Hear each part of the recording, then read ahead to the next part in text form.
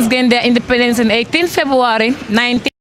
Happy Independence. Gambians gained their independence on 18 February 1965. Today we are out here to talk with people how they celebrated independence when they were in school. Are you celebrating independence back then when you were going to school?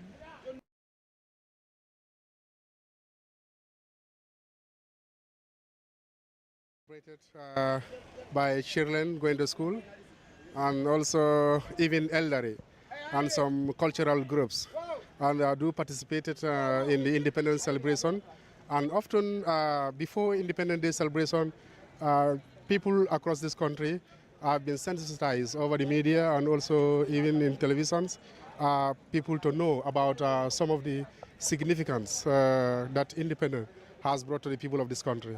Yeah. Anyway, independent bi niñ ko daan célébrer alhamdulillah ndax daf di loo xam ne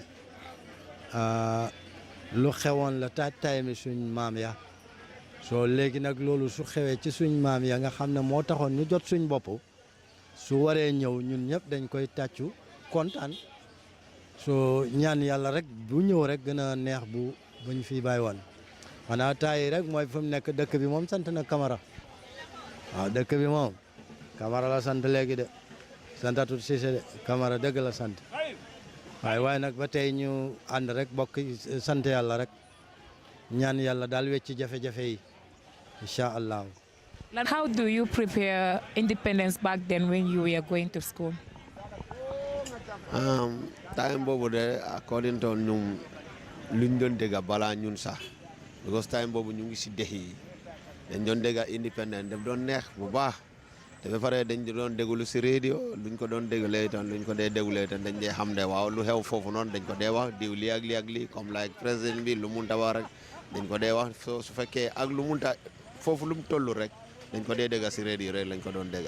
dama ko daan dem seetaan man nag li ëpp li gën a bëri yëpp fii laa ko daan seetaan Makari Square Banjul waaw time boobu laa ko daan dem seetaan ma dem seetaan xale yi maaj soldat yi maaj understand nga affaire yi jeex su ngoonee ñu dem stadium di seetaane xale yi di daw li fi nakal compétition ay daw yooyu noonu loolu daal laa daan gis waaw daan na neex trop nag waaye nga bu njëkk ak léegi du benn time boobu xam nga ñu bëree bëri dañ naan bàyyi seen liggéey ñëw enjoy ko waaye léegi ne xam nga fu nekk ne soxla yi moo ëpp nit ñi seen soxla yi moo leen ëpp doole ñu bëri da ngaa gis ne jar du leen dee jaral waaye dafa baax na xam nga sa dëkk moom xam nga bisam nga ko war a farataal nga màggal ko bis bi nga am seen boppa réew mi am seen boppa bis boobu moom da ngeen ko war a farataal waaye am na léegi fi ne soxlaa nit ñi seen soxla yi daf leen ëpp doole trop ñu bëri du leen dee jaral dem di seetaan bi waaye time boobu nag ñu bëri dañ daan dem waaye léegi nag waxuma ne nit ñi demuñ de waaye man de gëj naa dem waaw dama daan dem na waaye gëj naa dem loolu yóbbu ñàkk jot rek jot aduna bi rek xam nga yitte soxla yi rek nga borom njaboot xam nga yenn saa yi itam xam nga foog nga dem jéem a lijjanti ji daal xam nga du mën a toog rek loxo neen waaw time boobu maa ngi nekk xale dara waruma waaye léegi maa ngi am responsabilité maa ngi am njaboot xam nga loolu la loolu moo tax moo dem di seetaan. I think it was the best compared to today. We had a good time, and then in the morning time, our parents will cook for us, and then we are very happy. Before independence, even a month before independence, it was like we were expecting something very extraordinary. We love it well. We have to put on our uniform, iron, clean uniform, and then everything was organized. And then those days, it was like it was not centralized. It was decentralized. Everybody have it, own area, march pass and everything. And as I could remember, we used to even have food. They used to give us food, and then we used to eat. Everything was like very different from today. Today is like the independence is more like very, very empty. People are not that very concerned as the way it used to be. Those days, kids were very, very, very, very, very eager for the independence to come. The pavilion everywhere was full. People were like, this is something great, extraordinary, something that we missed. And it's like, remember that we had our freedom. That's what independence is all about. I mean, it was great. it was great. But nowadays, I don't even realize that independence is on. When independence come in, like how it is right now, look at the environment. Independence is like nobody even know that there's independence coming. I don't know why, but things are different. But anyway, time is moving so fast and the world is changing every day.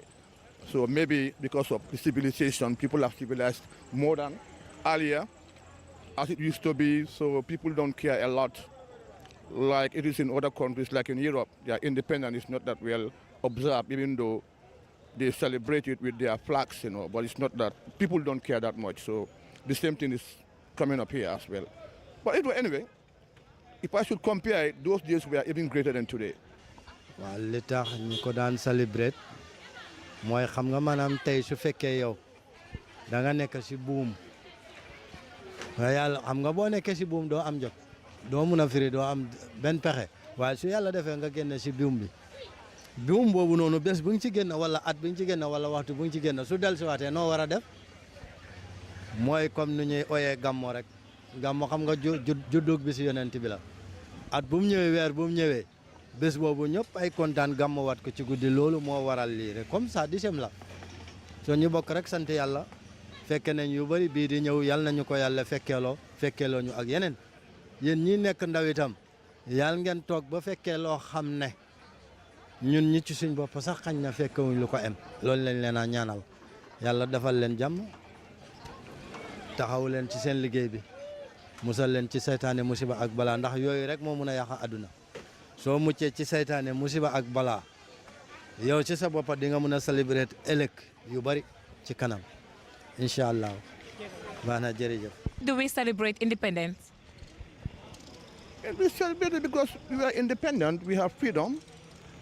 I mean, we are free from the colonialism, and it's something that tells us, remember when we are colonized, but now we are not under the British colony, so everything is changed, and then we are, as we used to say in Swedish, självständig. We are independent, and then we free from their colonization, and everything is like we own ourselves. That's it. xanaa pour seen bés naka réew mi am seen boppa pour réew mi am seen boppa waaw man daal loolu laa foog ne loolu moo waral indépendant waaw ñu jógee ci lu loxo tubaab bi ñun ñu amee ko ñun nit ñi ñu amee ko man loolu laa foog waaw xam nga nag ay loolu daal laa foog. Jërëjëf. The celebration of independence back then in the 18th has been something that has brought a lot for this country and across Africa. The reason why people celebrate independence, first and foremost, this have to go back then to the founding fathers of this country, which is Edward Francis Small.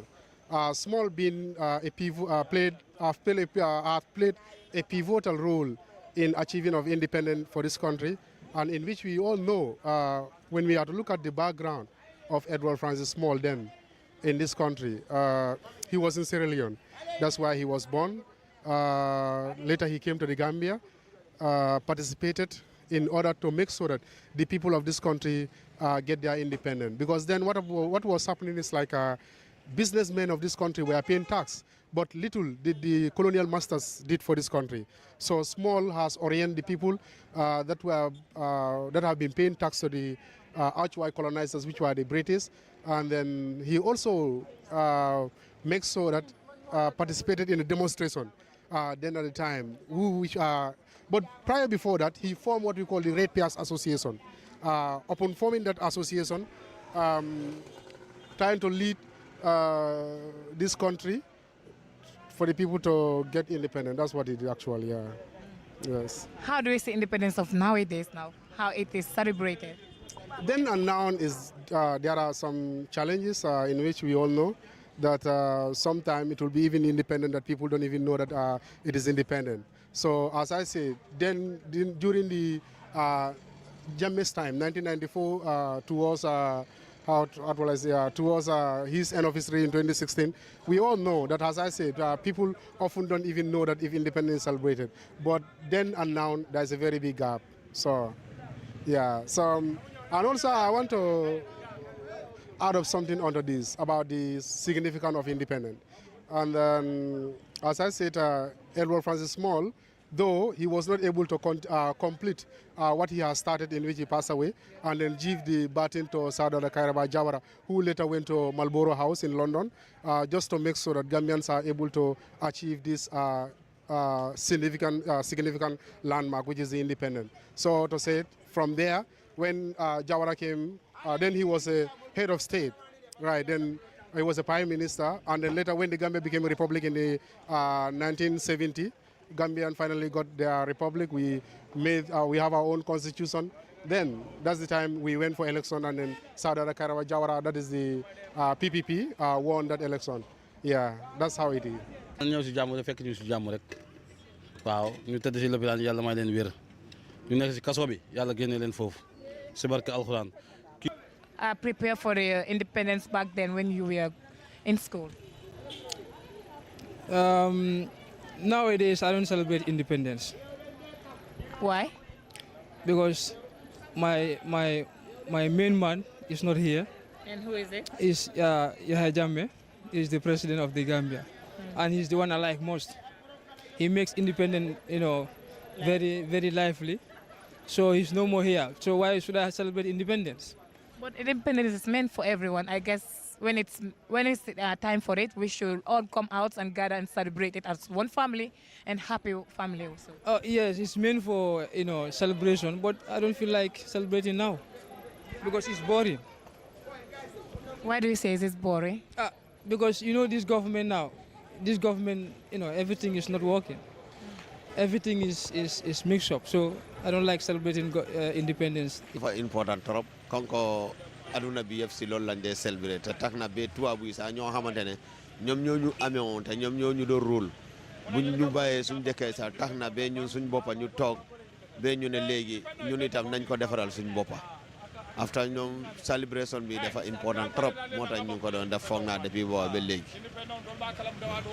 mën nga différencier independence bu won ak independence légui waaw mën na different because of independent be different lu ko taxone mu neex amna lu bari lu tax dafa neex because time bobu nonu ci independence celebrate independence stadium bi lañ ko doon def bo légui defatuñ ko fa buñ démé bé digëné ko fofu non rek légui neexatu ben ñaaral bi lu tax lolu nak man ci suma xalaat time bobu nonu so démé bé nga féké ko li nga gis fofu non gis nga ko so buggé ku ne natali la ko wala su fekkee demuloo foofu noonu dañ la koy nattali waaw léegi bu mu demee ba ñu ne télévision am na comme like li ngeen dee def nii media yi am na naka network bi bu mu amee daal ba internet bi am rek ba lu nekk loo xamante lu xew rek da ngaa gis foo munta nekk soo ko uutee nga gis ko man foog naa depuis boobu la nit ñi toog léegi independence celebration bi defatuñ ko luñ ko doon def. Independence has signified an important role to us as a Gambian,